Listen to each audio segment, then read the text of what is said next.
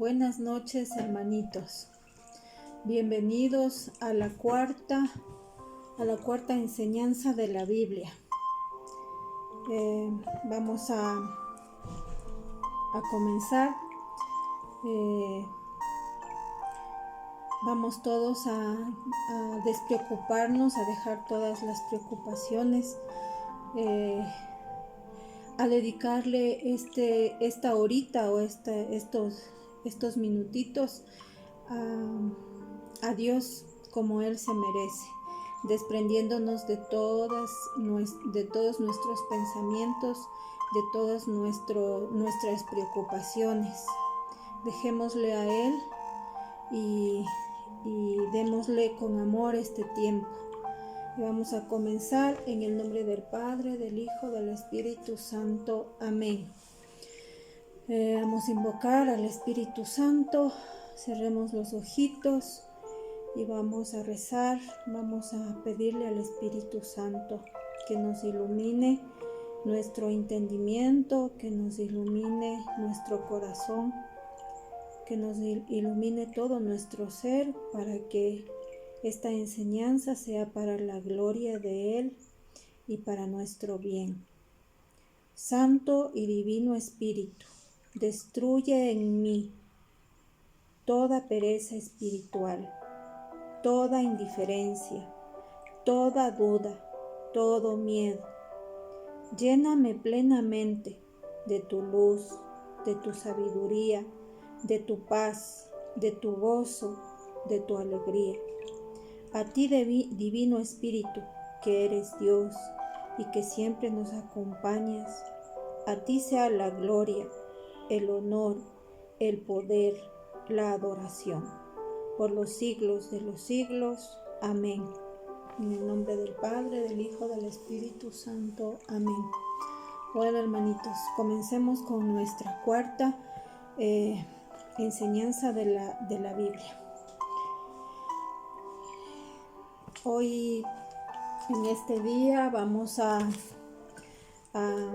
aprender lo que son los géneros literarios de la Biblia. En la clase anterior fue sobre el texto y el contexto. Hoy es necesario para tener una buena lectura y una buena interpretación de la Biblia, saber lo que es los géneros literarios y su clasificación. Y les leo, yo he preparado en mi cuadernito también toda la semana para hacer esta clase. Yo estoy aprendiendo con ustedes también. No es que soy, así como dice mi compañera, la hermana Rosita, nosotros somos facilitadoras, no somos teólogas, no hemos ido a la universidad a estudiar la teología, pero sí con ustedes, hermanitos, aprendemos cada día.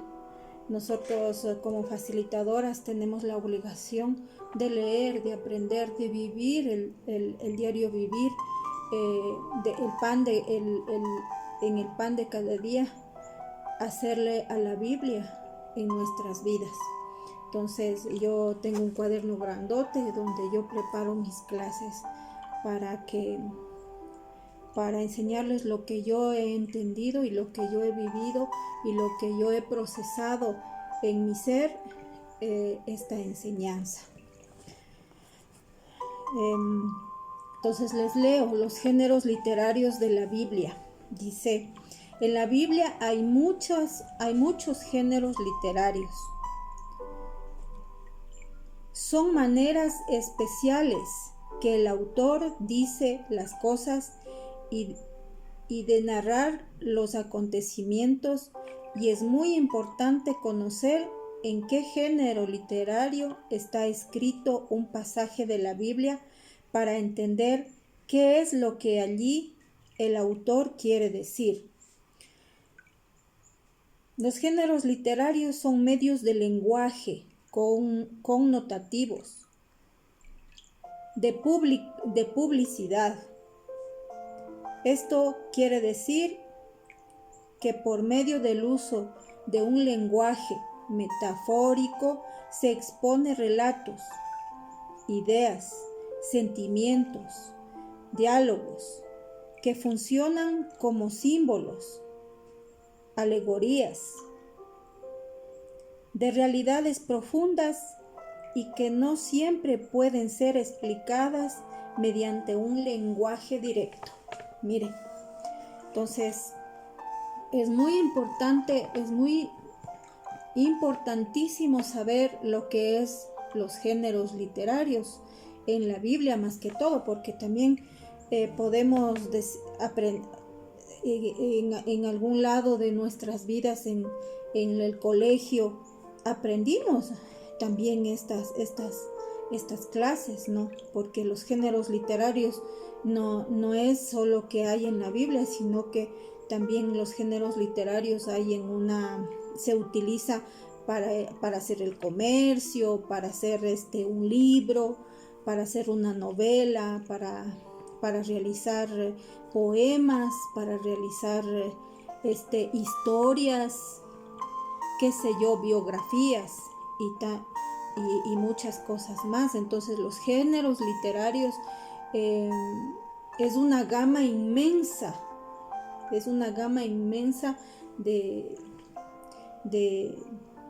para elaborar un hecho o una historia que el autor quiere plasmar para dar un mensaje adecuado, ¿no? Entonces es muy importante. Dice que los géneros literarios son maneras específicas del autor, o sea, son maneras como el autor enseña. Dice que enseña, dice, con un lenguaje narrativo. Este lenguaje narrativo, más o menos el 43% de toda la Biblia es narrativa, ¿no? Y entonces igual se utiliza en estos géneros literarios el lenguaje narrativo. Dice, son acontecimientos, dice,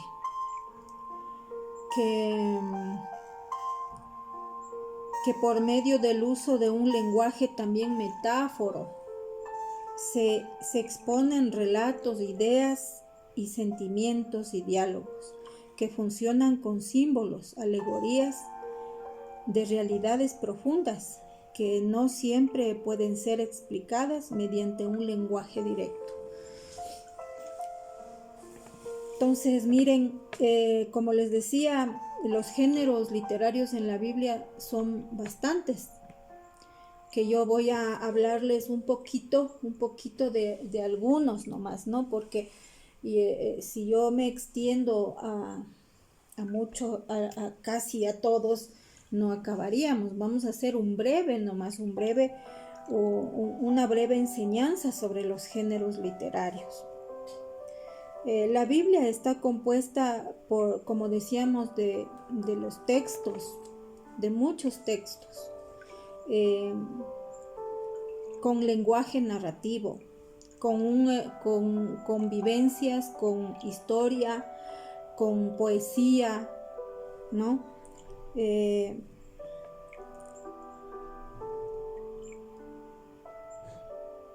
Todos estos géneros literarios de la Biblia nos lleva a un punto, a conocer a Dios para cumplir con su voluntad. Todos, sean libros de género literario poéticos, como son, por ejemplo, los Salmos, el Cantar de los Cantares, nos llevan a un fin. Nos llevan a conocer a Dios para hacer su voluntad, y la finalidad es que todos volvamos a Él, que todos estemos con Él. Hemos salido de Él y tenemos que volver a Él. Y todos los libros de la Biblia y sus géneros nos lleva a lo mismo, con diferentes tonalidades, con diferentes carismas, con diferentes géneros. Pero los relatos bíblicos nos lleva a lo mismo, nos lleva a que Dios quiere que todos seamos santos como Él, como su Hijo, como su Madre, para que algún día podamos volver a Él, podamos estar en el reino de los cielos con Él. La clasificación de los géneros literarios de la Biblia. Se clasifican. Voy a decir algunos porque son muchísimos. Voy a decir algunos. Género literario legislativo. Género literario sapiencial. Género literario lírico. Género literario profético. Género literario apocalíptico. Género literario histórico, género literario epistolar, género literario parabólico. Entonces, miren, estos he visto yo que son los más importantes para cada uno de nosotros poder entender lo que Dios quiere. Estos para mí son muy importantes el entender. Y vamos con el primero. Hice un brevísimo resumen, porque podríamos pasarnos toda una clase, toda una hora hablando de un género literario. Pero como estamos iniciando la escuela, entonces yo como facilitadora tengo que darles un breve resumen de los géneros literarios, o sea, un resumen pequeñito, pero de ahí pudiéramos pasarnos una hora hablando de un género literario. Pero bueno, no se preocupen, que ustedes cuando pasen al siguiente nivel van a aprender otro poquito. Cuando pasen al siguiente nivel van a aprender otro poquito. Y así nunca dejaremos de aprender en toda nuestra vida. Género legislativo. Les leo un poquito porque es grandote este género. Género legislativo. Está formado por leyes, normas, códigos, preceptos en la organización del pueblo de Israel a lo largo de la historia. Este género legislativo lo encontramos en el Pentateuco. Y ustedes ya aprendieron lo que era el Pentateuco. Penta, 5, ¿no? Teuco, rollos, los 5 primeros rollos de la Biblia. Es decir, los 5 primeros libros: Génesis, Éxodo, Levítico, Números y Deuteronomio. Entonces, todos estos libros son legislativos. En estos textos está la norma, está la regla, están los preceptos. Por ejemplo, en Moisés, mire, en Moisés está en el Éxodo. Moisés, cuando sube al gran monte, recibe las tablas de la ley, y al transcurso también de la peregrinación de los 40 años en el desierto, ellos van recibiendo estas normas, estas leyes, estos códigos, estos preceptos. Ellos iban de paso a paso en el desierto. Entonces, miren qué importante es saber estos géneros, el género legislativo.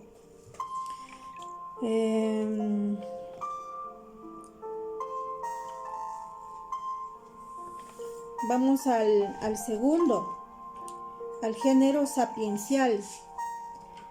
tiene que ver con la sabiduría de las cosas cotidianas, así como nuestros refranes son enseñanzas cortas y sencillas que aconsejan cómo conseguir la felicidad. Este género se originó en el reino de David y de Salomón, en una forma de transmitir al pueblo la voluntad de Dios. Entonces, yo no sé si les di este esquemita o le dimos este esquemita. Aquí también podemos ver los libros sapienciales. Yo ya les he de dar una copia de esto. Aquí está por color. Los sapienciales, que son los tomates. Miren, estos son los libros que contienen, está con tomate. Y aquícito está la barrita tomate que dice libros sapienciales, del género sapiencial. Entonces son los 7 libros sapienciales. ¿Dónde está? Sapienciales. Dice que son originados en el reino de David y de Salomón. Es una forma de transmitir al pueblo la voluntad de Dios. Son enseñanzas cortas y sencillas que aconsejan cómo conseguir la felicidad. Miren qué bonito. Entonces, este es el género sapiencial. Son libros, por ejemplo, de Job, los Salmos, Eclesiastés y así, ¿no? Yo ya les he de dar este en una copieta, si quieren, de color. Entonces yo les doy. Vamos al tercero. Dice género lírico. Se caracterizan en expresar los sentimientos que se han despertado a partir de la vivencia del pueblo de Israel en su relación con Dios. Este género lírico lo encontramos en los libros o textos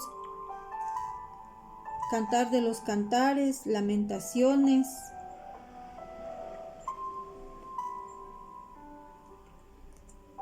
en los Salmos.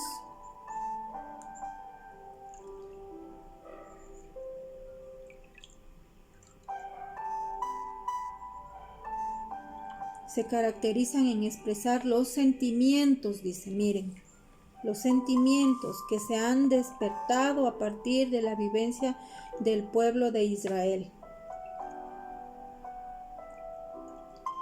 Son también textos como poéticos, ¿no?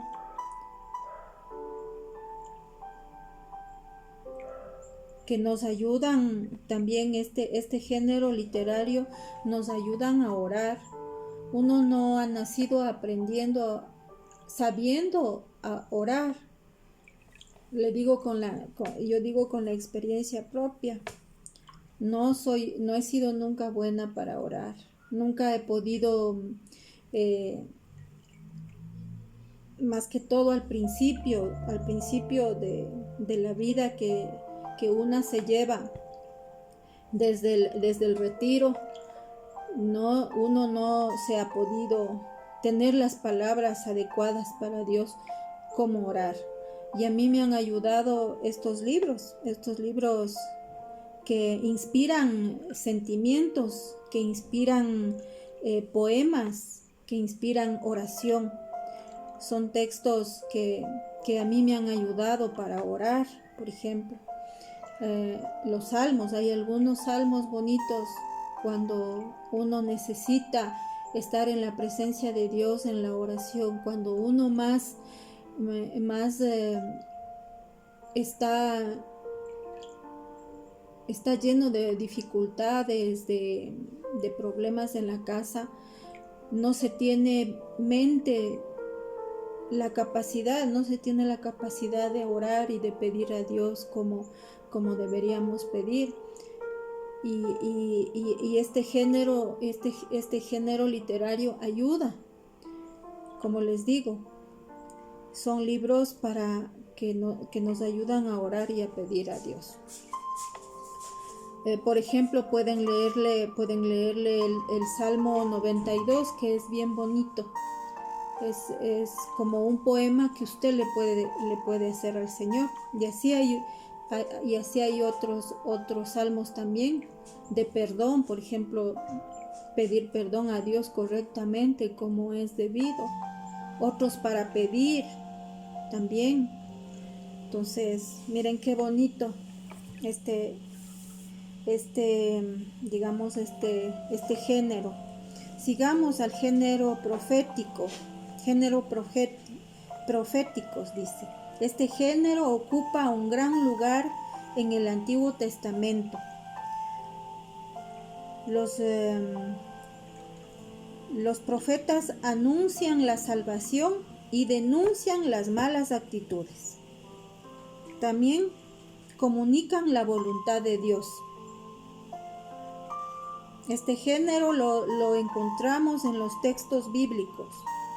En los textos bíblicos, en los profetas mayores y los profetas menores.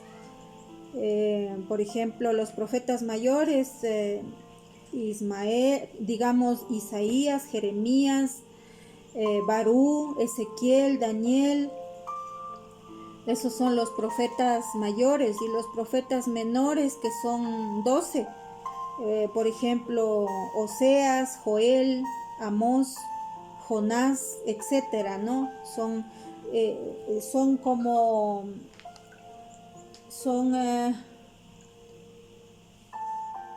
proféticos, abarcan una gran cantidad de textos en este género profético.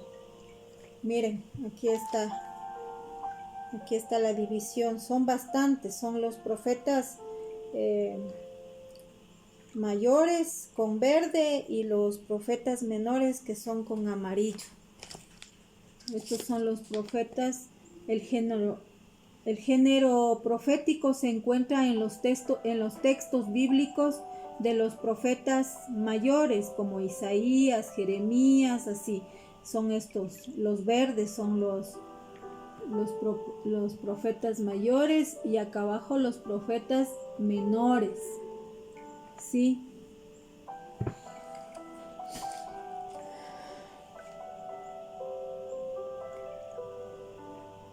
Este género ocupa un gran lugar en el Antiguo Testamento.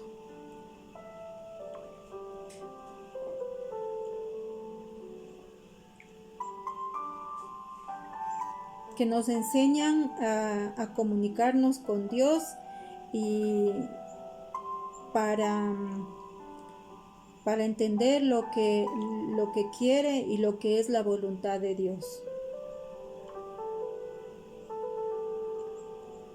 El siguiente es el género apocalíptico. Se refiere a relatos de revelaciones.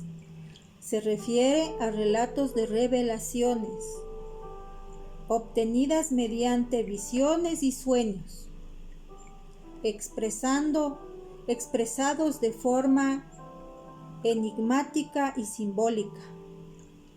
Descubre lo que va a suceder. Este género literario, usado también en el Antiguo Testamento como en el Nuevo Testamento.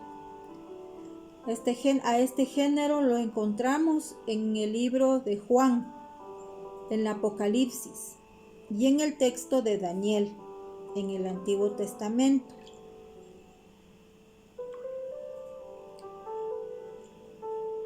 Entonces, mire, dice, se refiere a relatos revelados por Dios. por medio de visiones y de sueños, así como el Apocalipsis que Juan escribió, Juan el que escribió el Evangelio de Juan, el discípulo amado, el discípulo de Jesús, el apóstol de Jesús. Él escribió Apocalipsis y realmente este discípulo Juan tenía, Dios le reveló por medio de visiones para poder escribir este texto del Apocalipsis. Visiones, sueños y expresando cosas muy difíciles de entender, como simbólicos, como metáforas, así, ¿no? Muy difícil de entender. Es muy difícil entender la palabra, la lectura del Apocalipsis. Hay que estudiarla bien, hay que pedir ayuda a algún sacerdote. Muy poco los sacerdotes hablan del Apocalipsis, muy poco. No he escuchado yo mucho a los sacerdotes que nos enseñen a nosotros los laicos el significado del Apocalipsis, tal vez por miedo a cómo vamos a reaccionar, porque el Apocalipsis nos relata un cambio profundo al mundo al final de los tiempos. Entonces, también nos llevaría a entender que el Apocalipsis es lo que ya estamos pasando, ¿sí? Es lo que ya estamos pasando. Muchas tribulaciones hemos tenido en el mundo entero. Miren cómo estamos, ¿no? Estamos con una pandemia. Por otro lado, ha erupcionado los volcanes. Por otro lado, cae témpanos en vez de lluvia, caen trozos de hielo. Entonces, son cosas muy difíciles de entender en este género apocalíptico. Eso estudiaremos más adelante. Esto podríamos pedirle a un sacerdote para que nos interprete, ¿no? De alguna manera, o si no, también se podría buscar a algún teólogo católico en el YouTube o en algún lado de las redes sociales, investigar lo que es. Y a mí me gusta, por ejemplo, el padre Luis Toro. Es un sacerdote venezolano que él ha estudiado al revés y al derecho la Biblia. Entonces a mí me gusta muchísimo escucharlo a él. Pero igual a él también muy pocas veces le he escuchado hablar sobre este género apocalíptico. Entonces pasemos al género histórico. Este género histórico tiene su clásico lenguaje narrativo, tiene forma de relato, real o imaginario, dice. Es un género con un lenguaje narrativo que está formada por relatos reales o imaginativos. Incluye narraciones populares, leyendas, sagas, cuentos, crónicas de hechos ocurridos, registrados por escrito.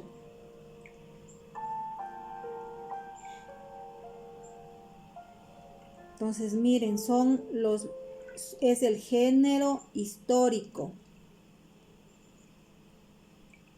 Aquí tengo una cita bíblica donde donde en el Evangelio de Juan 20:31 habla acerca de este género, ¿no?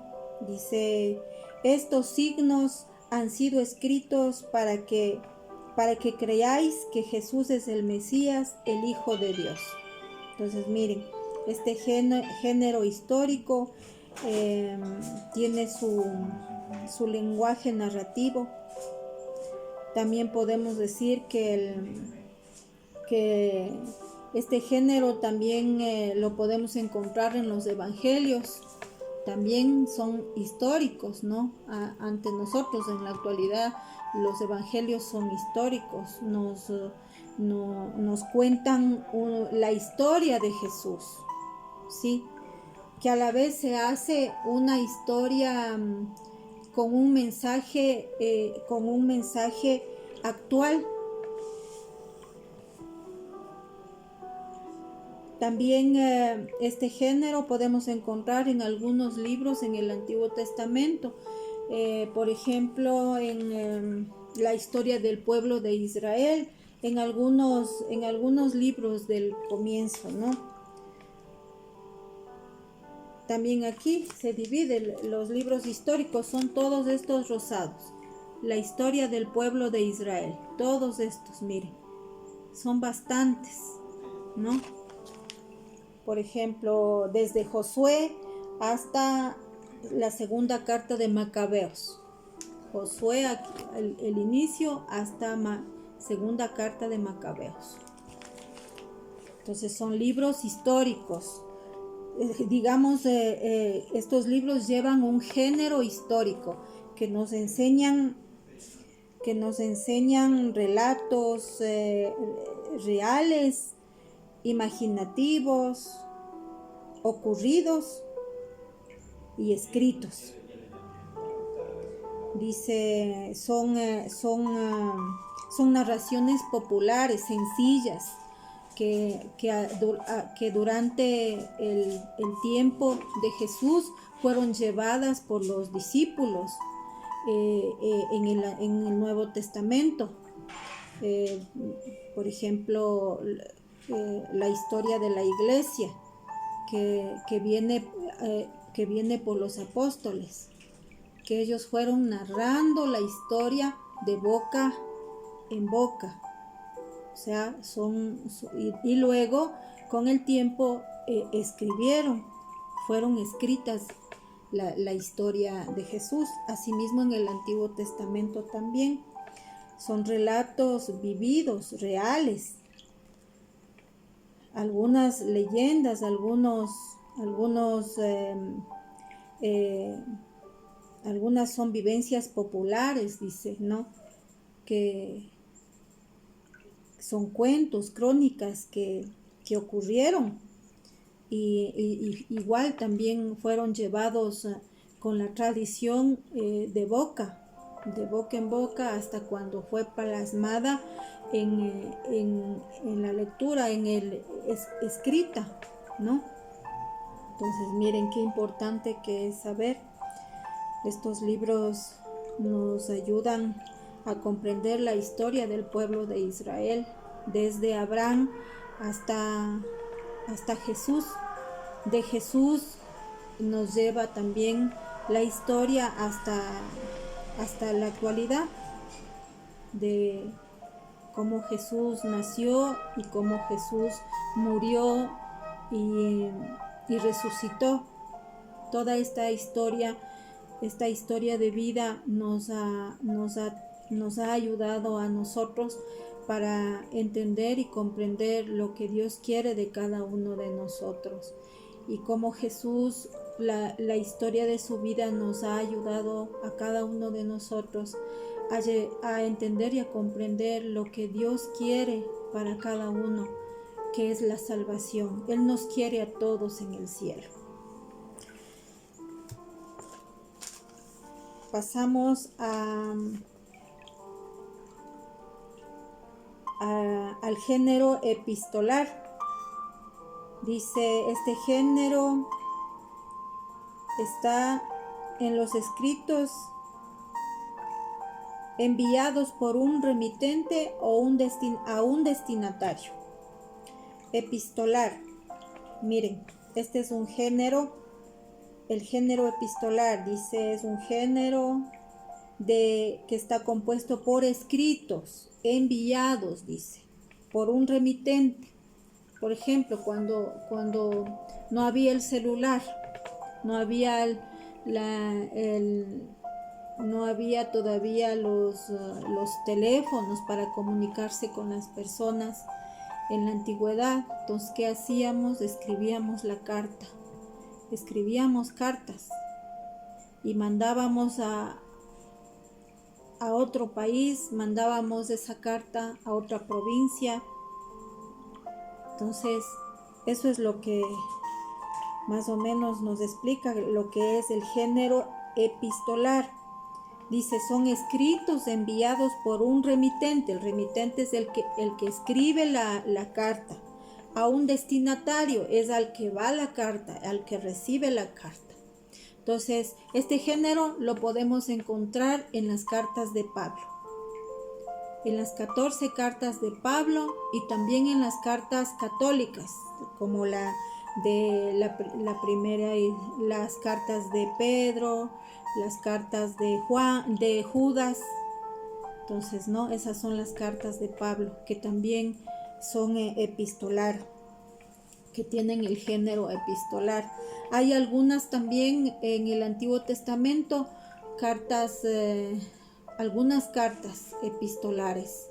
No tengo ahorita registradas, pero sí hay en el Antiguo Testamento también algunas, pero más es en el Nuevo Testamento. Como digo, son cartas que fueron escritas por Pablo a las comunidades.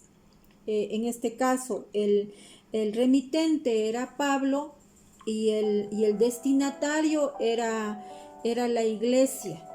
Eran para muchos, ¿no?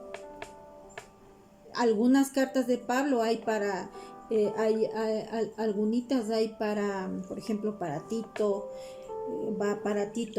el remitente es solo una persona, pero en el caso de Pablo, digamos, el remitente es él y el destinatario son muchos.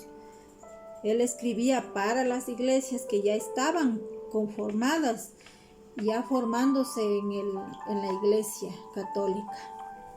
Miren qué importante, qué bonito este género epistolar.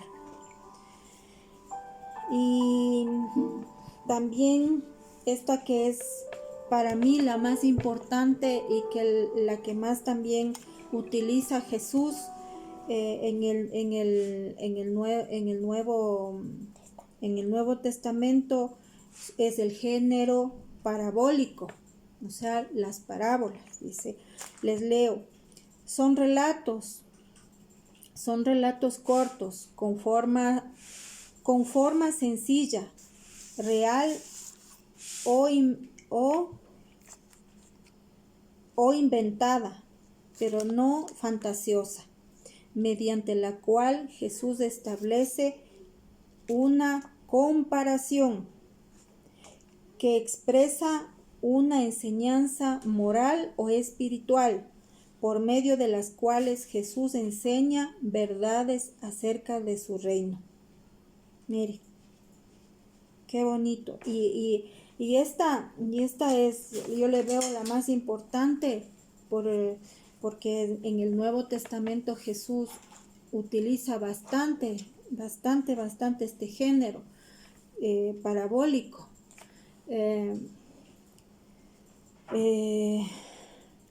No sé, tengo entendido que tenemos 74 en los 4 evangelios, 74 más o menos parábolas, ¿no? Algunas se parecen, algunas en el evangelio de Mateo y en el evangelio de Marco se parecen, casi son iguales, ¿no? Entonces, miren qué bonito. Dice, son relatos cortos, con formas sencillas, real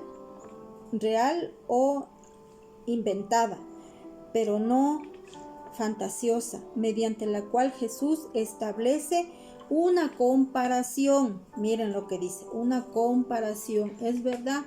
Y las citas bíblicas que hemos estado leyendo anteriormente también son comparativas. Miren cómo por ejemplo en la parábola del sembrador, Jesús hace esta comparación para poder entender. Por ejemplo, en esta parábola del sembrador, cómo hace referencia o hace la comparación de las personas con los terrenos, ¿sí? Porque dice que el sembrador, dice, el sembrador fue, ay, ya me olvidé, no hay.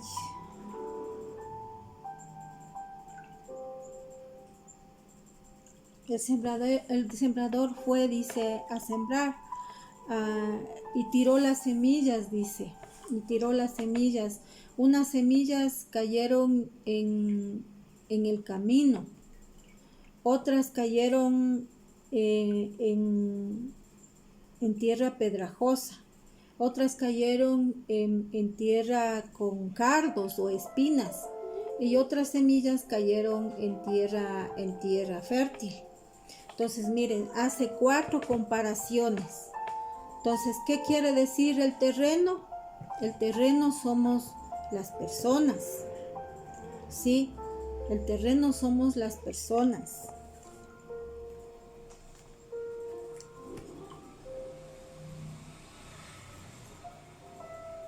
Y luego yo les voy explicando lo que significa. Pero yo les leo esto, dice, es como pregunta, ¿no? Como pregunta que yo personalmente, y ustedes también pueden preguntarse, ¿por qué Jesús habla en parábolas?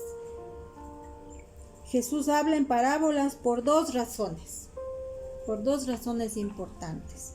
La primera razón, como medio de enseñanza. Como medio de enseñanza a los discípulos, como medio de enseñanza a los apóstoles, como medio de enseñanza a todas las personas que le seguían. Utilizaba las parábolas como un medio de enseñanza.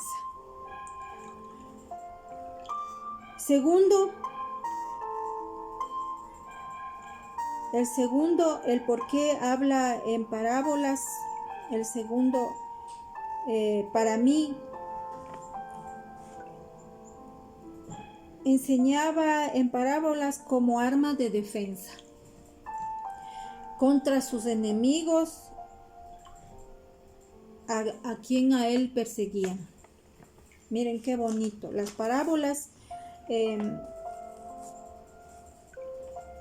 Jesús hablaba en parábolas por 2 razones. Una, para enseñar a los apóstoles, a los discípulos y a todas las personas que le seguían. Y también ahora en la actualidad lo mismo. Las parábolas se han actualizado hoy. Las parábolas nos enseñan a nosotros como sus discípulos, hoy que somos sus discípulos. Porque para eso estamos en el mundo, para ser discípulos suyos.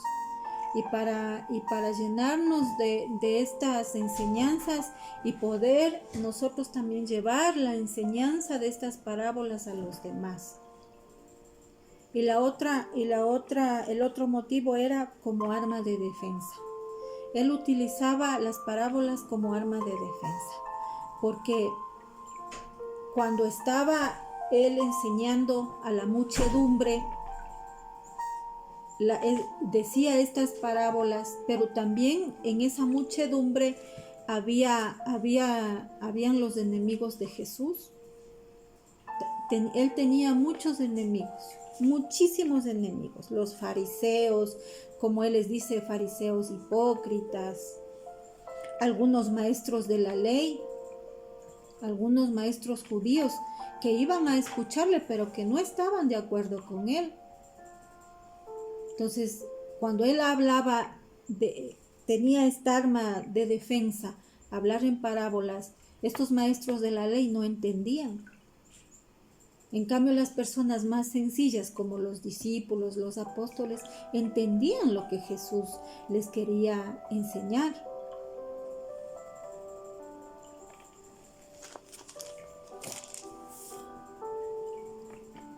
Dice este género literario parabólico nos ayuda mucho para la interpretación de la Biblia.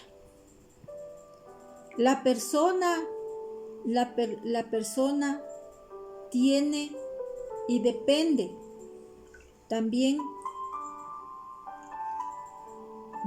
de la persona de cuán dispuesta esté a abrir su mente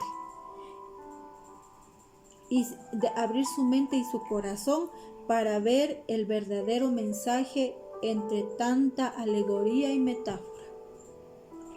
Es verdad, uno tiene que abrir la mente bien y su corazón para ver el verdadero mensaje, porque es verdad que los sencillos de corazón pueden entender las parábolas, pero también los maestros de la ley que sabían todo no entendían nada. Nosotros podemos ser también esas dos clases de personas. Podemos ser el discípulo sencillo, como podemos ser el judío maestro de la ley que no entiendo nada.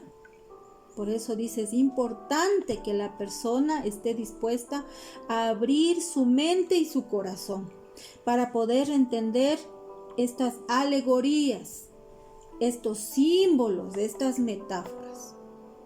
Porque las parábolas nos enseñan por medio de estas alegorías.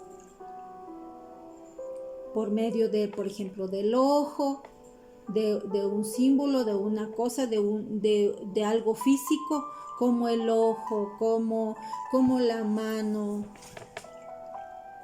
como el grano de mostaza,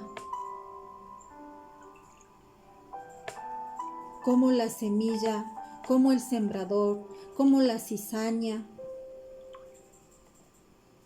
¿Qué tiene que ver eso con nosotros, los seres humanos? ¿O qué tiene que ver eso con nosotros en nuestras vivencias? No nos queda más que pedirle al Espíritu Santo. No nos queda más que pedirle a nuestro Padre Celestial que nos ayude, que nos envíe a su Espíritu Santo para poder entender, que Él nos dé ese amor en esa época que Él enseñaba a las personas con ese amor, que Él nos dé el mismo amor para poder sentir, que le podamos escuchar a Él con su boca y podernos llenar de esa enseñanza, con una mente abierta y un corazón abierto, porque en realidad las parábolas se hicieron para personas sencillas de corazón y con mente abierta. ¿Qué quiere decir mente abierta? La que persevera, mente abierta, la que quiere entender, la que trabaja para entender, la que persevera para entender. Que voy y cojo el diccionario, ¿qué quiere decir esta palabra? Que no entiendo. ¿Qué quiere decir, Señor? Espíritu Santo, ¿qué tiene que ver la semilla conmigo? ¿Qué tiene que ver conmigo el tipo de terreno? ¿Qué tiene que ver el camino, la semilla que cayó en el camino? Mire, en realidad tenemos que abrir la mente y nuestro corazón para poder entender el mensaje. Eso es lo que a mí me ha pasado. Yo les digo con la experiencia propia. Yo he leído muchas veces estas parábolas para poder entender y he tenido que investigar como ustedes no tienen idea para poder saber. Y perseverar, leer y releer, y he llorado muchas veces pidiéndole a Dios que me ayude a entender porque no entiendo. Yo le digo, Señor, yo no te entiendo en esta parábola. No sé qué me quieres enseñar. ¿Qué tiene que ver la pelusa y el tronco? Decía yo en el ojo ajeno. Miren. Depende de cuán dispuesto estés a abrir tu mente y tu corazón.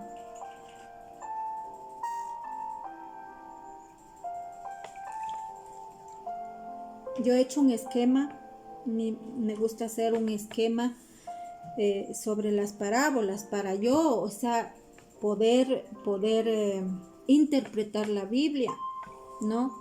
A mí también me enseñaron a hacer este esquema, ¿no? Yo ya les voy a mandar una fotito sobre el esquema. Yo hice de la parábola de la semilla, ¿sí? Que está en Mateo, aquí se le ve, Mateo 13, del 1 al 9. Del 1 al 9.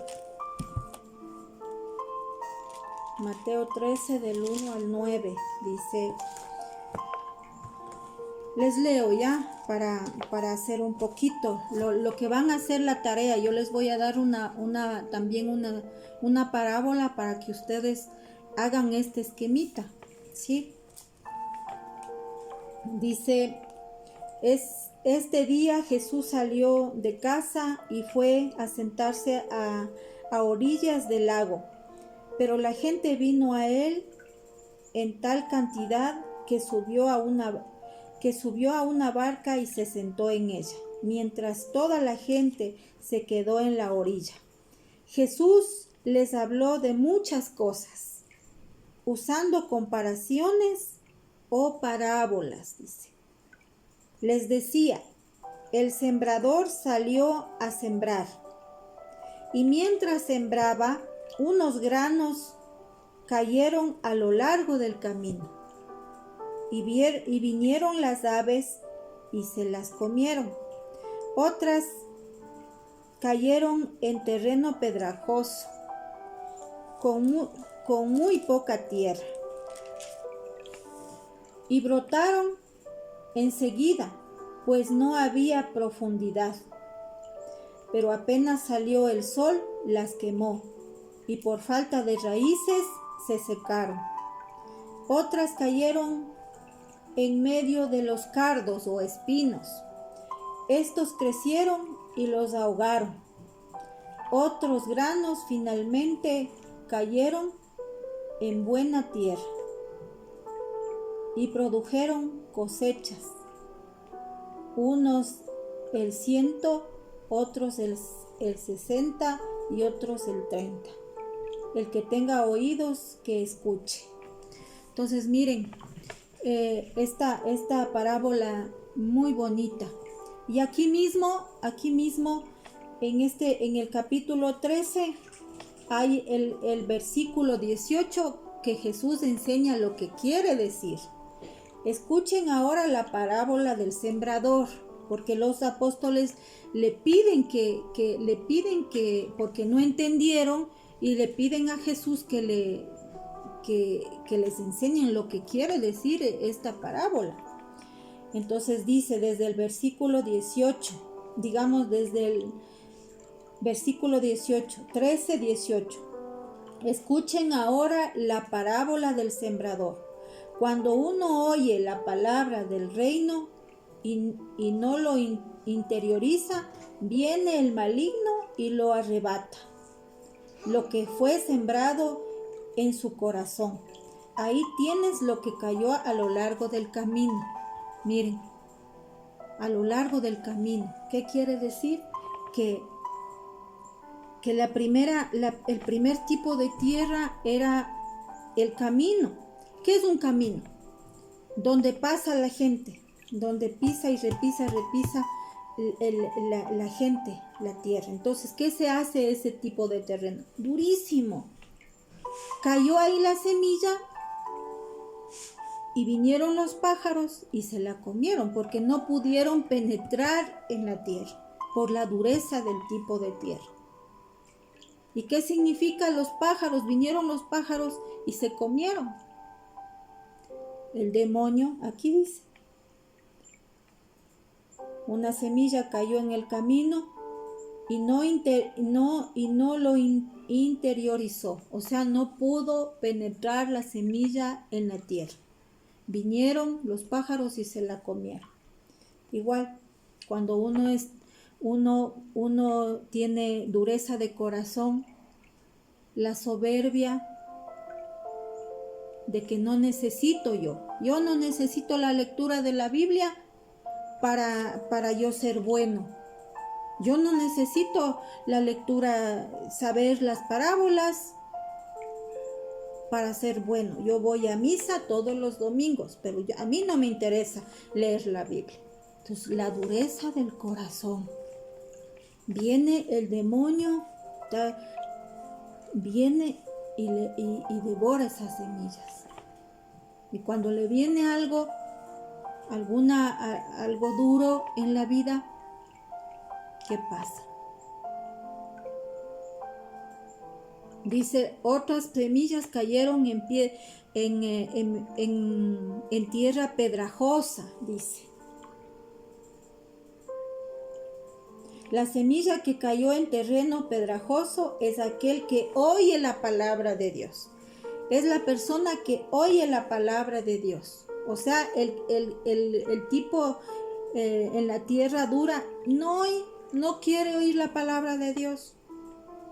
La semilla es la palabra de Dios. No quería oír la palabra de Dios. Pero en la otra, en la pedrajosa, dice, la semilla cayó en terreno pedrajoso, es aquel que oye la palabra de Dios. Pero enseguida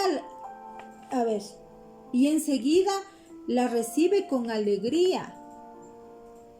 Oye la palabra de Dios y la recibe con alegría.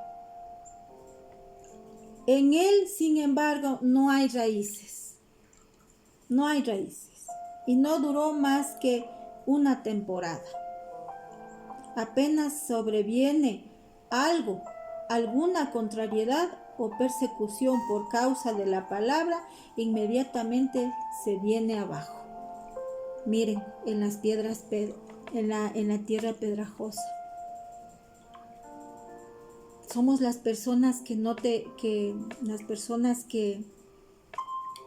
hay la constancia, que iniciamos con esa efervescencia, que qué bonito, voy a leer la palabra de Dios y me quiero llenar, quiero cambiar el mundo y me pongo a leer la Biblia y alguna cosa no entiendo y dejo. Y soy inconstante, no puedo. O los hijos no me dejan, o los nietos no me dejan. No tengo tiempo.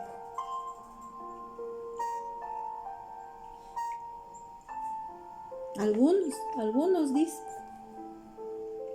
son los que reciben la palabra de Dios con alegría, pero hay un tropiecito y enseguida se decae y dejan de ser perseverantes en la palabra de Dios.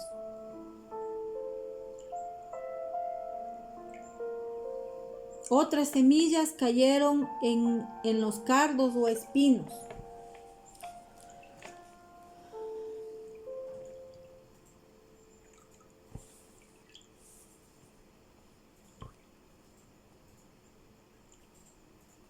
Pero luego, dice, cayeron en cardos aquel que oye la palabra de Dios. La semilla que cae entre cardos y espinos es el que oye la palabra de Dios, pero luego las preocupaciones de la vida y los encantos de las riquezas ahogan esta palabra y a la final no produce fruto. El terreno con espinas o cardos se ahogó. La semilla cayó en tierra espinosa. Luego salió, echó raíces y salió, pero las espinas le ahogaron. Somos las personas que escuchamos la palabra de Dios y que sentimos alegría. Pero viene alguna circunstancia de la vida, del diario vivir, y se acaba. Alguna prueba dura y se acaba. Dice, uy, no, yo dejo de leer, yo a Dios no quiero seguirlo. ¿Por qué a mí? Yo ya hice un retiro, voy a la misa dominical, estoy perseverando en el movimiento, estoy en la escuela. He cambiado de vida, soy una buena persona. ¿Y me pasa a mí?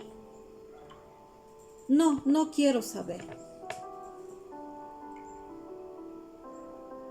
Y la semilla de tu corazón dejó de criar, porque las espinas, las circunstancias que estás viviendo, los momentos difíciles, se ahogó a la semillita, ahogó a la matita que tú estabas teniendo con Dios.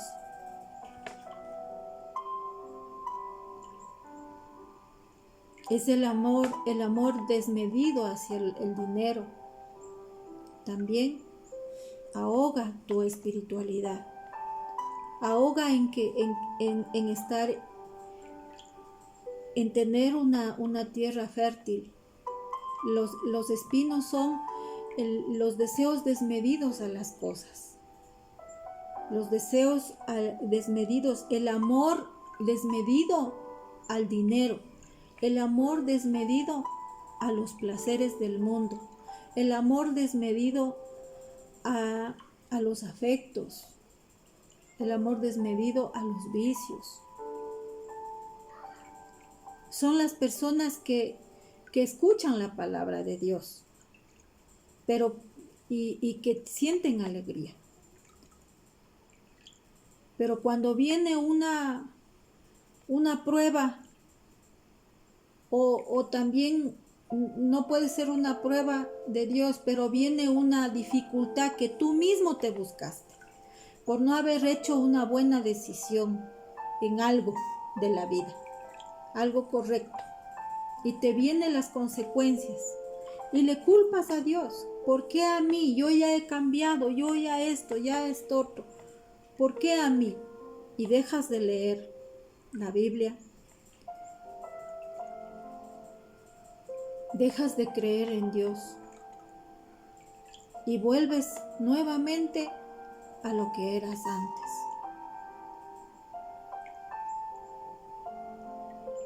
Mira, esa es la tierra con espinos.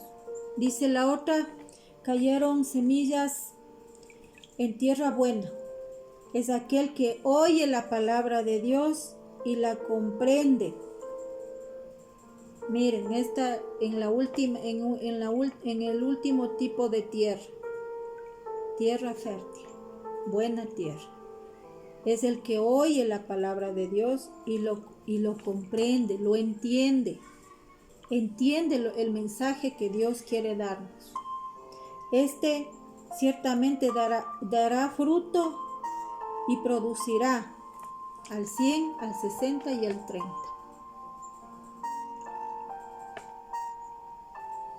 Ahora, la interpretación depende de cada uno.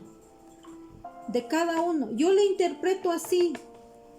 Mi interpretación es así. También puedo hacer otra interpretación. Por ejemplo, yo le pondría a estos tipos de tierra como la conversión de de la vida de cada uno. Desde el cambio de vida, desde que yo recibí mi primer retiro. ¿Qué era yo? ¿Qué tipo de tierra era yo en ese momento? ¿Qué tipo de tierra? La dura, de que yo no necesitaba nada. Yo no necesitaba pedir perdón a nadie. Yo solita podía con todo.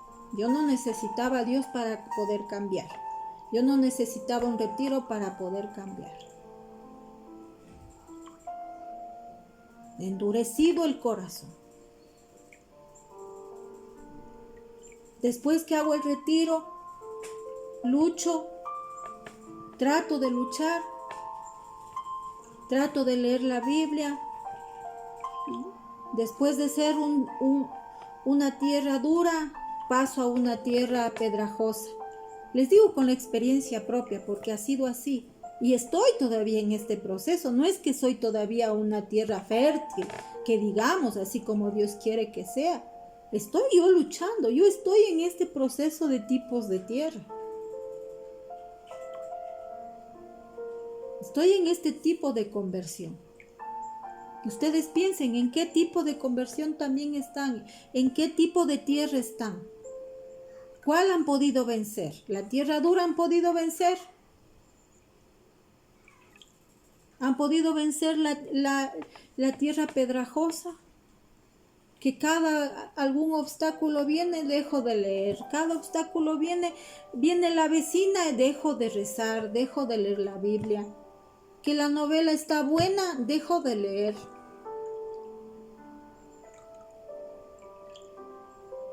Que los nietos gritan y esto otro, dejo de leer. Que mi marido está bravo porque me ve leyendo la Biblia, dejo de leer. Y soy inconstante. Y me ha pasado. Y he tenido que luchar contra eso. Y sigo luchando contra eso. Para llegar a la tierra con espinos. En que oigo la palabra de Dios con alegría. Pero viene una dificultad. ¿En qué proceso estás tú? ¿Has podido vencer estos tres tipos de terreno? En que viene una dificultad, estando bien, leyendo la Biblia, efervescente, amando a todos, siendo buena, llegando a un proceso de santidad, a un estado de santidad. Te viene la prueba o te buscas tú mismo estas consecuencias de tus malas decisiones y te vienen los problemas y te ahogas. Ahogas ese proceso de conversión que tanto te ha costado para llegar a ser esa tierra fértil. Entonces, hermanitos, piensen en esto. Es difícil entender las parábolas. Es para gente sencilla, dice. Somos de esas personas sencillas. O somos los fariseos. O somos estos maestros de la ley que decimos, yo sí sé. No necesito esa enseñanza. Entonces, para tarea, yo les doy la cita bíblica para la tarea.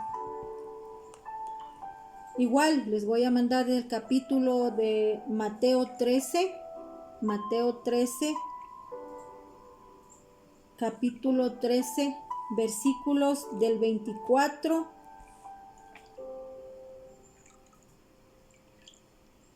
al 30. Del 24 al 30.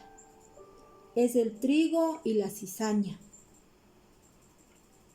Y el deber es que pongan en práctica, así como yo les he hecho este esquema de las semillas, que pongan en práctica este género literario en la parábola. ¿Qué es lo que usted entiende en la lectura del trigo y la cizaña? ¿Qué es el trigo para usted? ¿Quién es la cizaña? ¿Quién es el que siembra? Pídale al Espíritu Santo, pídale al Espíritu Santo. Nunca deje primerito de pedir al Espíritu Santo. Para leer la Biblia hay que pedir permiso al Espíritu Santo. Señor, Espíritu Santo, ilumíname. ¿Qué es lo que? Ayúdame a entender y a comprender lo que quiere decir en esta lectura.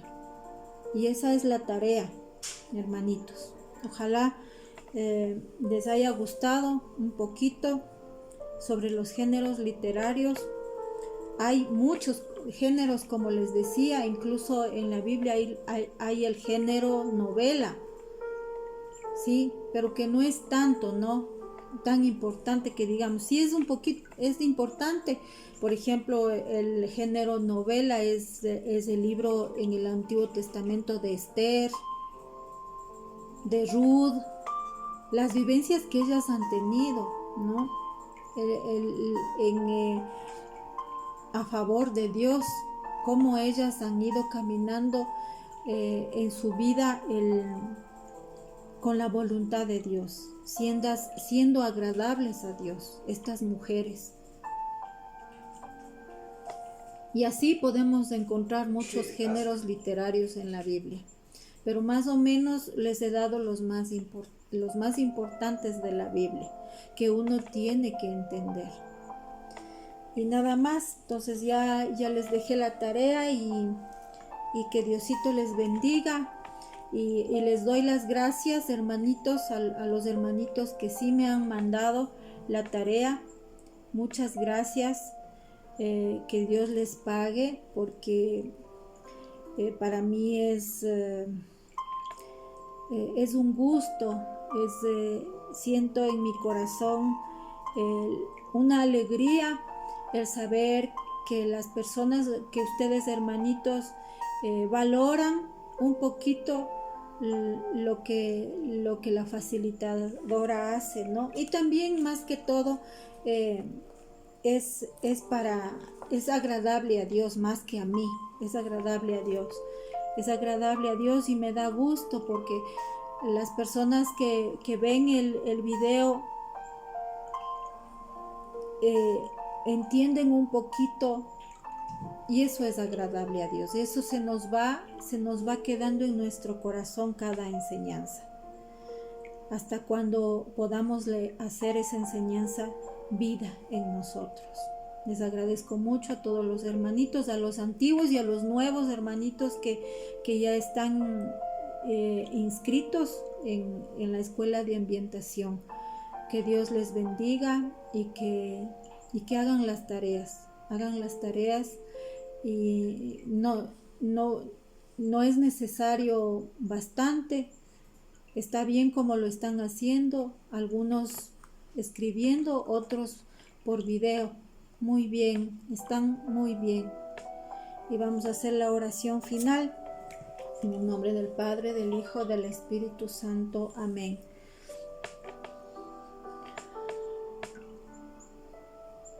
Gracias, Señor, por esta enseñanza.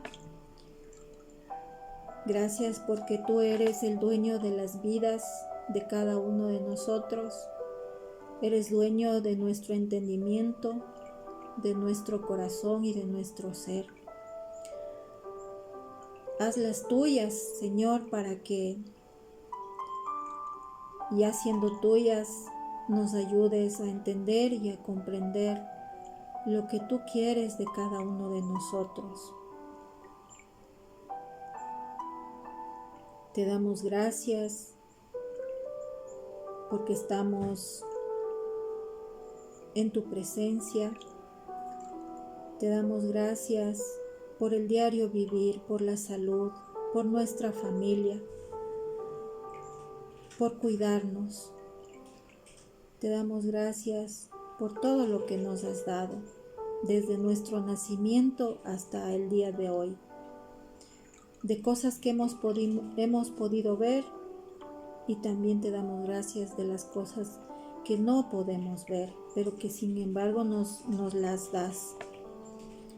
Y a ti, Virgencita María, también te damos las gracias por estar siempre con nosotros, porque eres nuestra Madre y siempre nos cuidas. Ayúdanos, Virgencita, también a entender y a comprender los mensajes de tu Hijo amado en estas parábolas. Ayúdanos a que estas parábolas se haga vida en nuestro corazón, en nuestro diario vivir. Por Jesucristo nuestro Señor. Amén.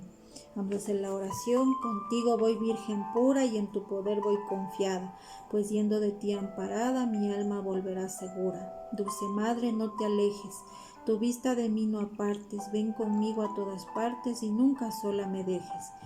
Ya que me proteges tanto como verdadera Madre, haz que nos bendiga el Padre, el Hijo y el Espíritu Santo. Amén. Con Cristo, todo; sin Cristo, nada. Palmas para Jesús y María, hermanitos. Y nos vemos en nuestra quinta enseñanza.